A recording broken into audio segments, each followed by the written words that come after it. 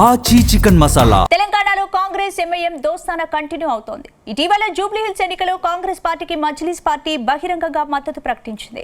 అక్కడ ఎంఐఎం మద్దతు కారణంగానే కాంగ్రెస్ గెలిచింది. ఆ తర్వాత ఈ రెండు పార్టీలు మిత్రపక్షాలుగా కొనసాగుతున్నాయి.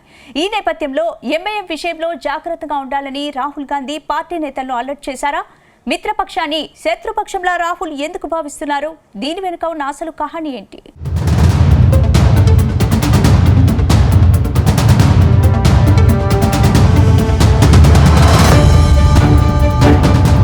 తెలంగాణలో ఎంఐఎం దోస్తానాపై కాంగ్రెస్ పెద్దలు సీఎం రేవంత్ రెడ్డిని అప్రమత్తం చేసినట్టు తెలుస్తోంది. రాష్ట్రంలో ఎంఐఎం తమ మిత్రపక్షమని భావిస్తున్న సీఎం రేవంత్ రెడ్డిని జాగ్రత్తగా ఉండాలని రాహుల్ గాంధీ సూచించినట్టు తెలుస్తోంది. ముఖ్యంగా బీజేపీ బీఆర్ఎస్ పార్టీలను నిలువరించడంతో పాటు మజ్లిస్ పార్టీని కట్టడి చేసే అంశం రాహుల్ గాంధీ ప్రస్తావించినట్టు టాక్ వినిపిస్తోంది. ఎంఐఎం ఎంతగా విస్తరిస్తే అంతగా బీజేపీ ఎదుగుతుందని రాహుల్ అభిప్రాయపడినట్టు సమాచారం. ఇప్పటికే అనేక ఉత్తరాది రాష్ట్రాల్లో బీజేపీ ఎదుగుదలకు ఎంఐఎం పరోక్షంగా సహకరిస్తోందని రాహుల్ గాంధీ నేతలను వారించినట్టు తెలిసింది. ఎంఐఎంను కాంగ్రెస్ భాగస్వామిగా ప్రజలు భావిస్తే గ్రామీణ ప్రాంతాల్లో హిందువుల ఓట్లలో చీలిక వచ్చే అవకాశాలపై అనుమానాలు లేవనెత్తినట్టు పార్టీ వర్గాలు వెల్లడించాయి. దీనిపై మరోమారు విస్తృతంగా చర్చిద్దామని ఖర్గే అన్నట్లు చెబుతున్నారు.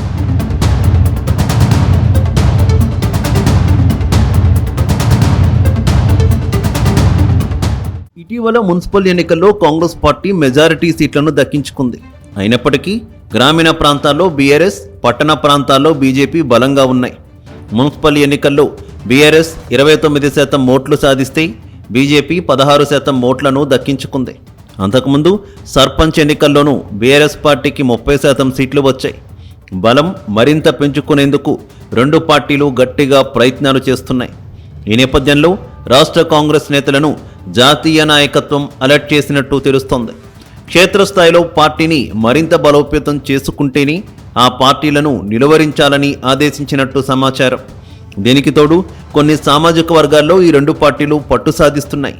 దీనిని అభివృద్ధి మంత్రంతో అడ్డుకోవాలని చెప్పారట.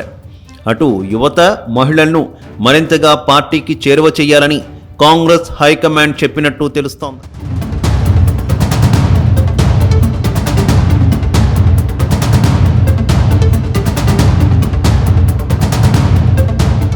మరోవైపు ఇటీవల పలు రాష్ట్రాల్లో ఎన్నికలు జరిగాయి. ముఖ్యంగా బీహార్, ఢిల్లీ లాంటి పెద్ద రాష్ట్రంలో కాంగ్రెస్ గెలుస్తుందని అన్ని సర్వేలు అంచనా వేశాయి.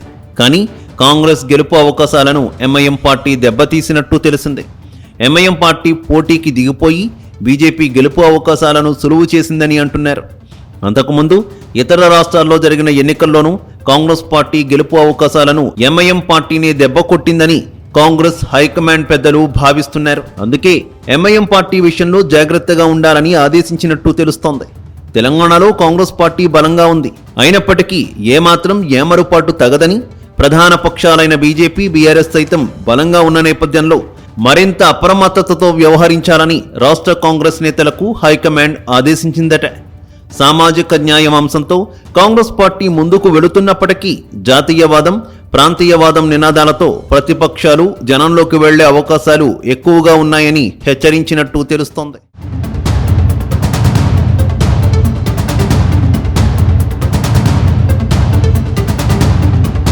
మొత్తం మీద ఎంఐఎం విషయంలో కాంగ్రెస్ పెద్దలు అలర్ట్ అయ్యారని తెలుస్తోంది. ఎందుకంటే ఎంఐఎం పార్టీ కారణంగా బీజేపీ, బీఆర్ఎస్ బలపడొద్దని ఆ పార్టీ నేతలు భావిస్తున్నారట.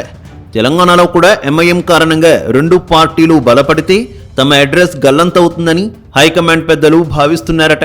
అందుకే మజ్లిస్ విషయంలో జాగ్రత్తగా ఉండాలని ఆదేశించినట్టు తెలుస్తోంది. అయితే రాహుల్ గాంధీ ఆదేశాల తర్వాత ఎంఐఎం పార్టీ విషయంలో సీఎం రేవంత్ రెడ్డి ఎలా వ్యవహరిస్తారు అనేది ఆసక్తికరంగా మారింది. ప్రస్తుతం రేవంత్ సర్కార్కు అనేక విషయాల్లో ఎంఐఎం మద్దతుగా నిలుస్తోంది. త్వరలోని గ్రేటర్ హైదరాబాద్ ఎన్నికలు జరుగుతున్నాయి. ఆ ఎన్నికల్లో ఎంఐఎం మద్దతు తప్పనిసరిగా తీసుకొని గ్రేటర్లో పాగా వేయాలని రేవంత్ భావిస్తున్నారు. ఈ సమయంలో ఎంఐఎంను కంట్రోల్ చేస్తూ మిగతా పార్టీలను ఎలా కట్టడి చేస్తారనేది మాత్రం ఇంట్రెస్టింగ్గా మారింది.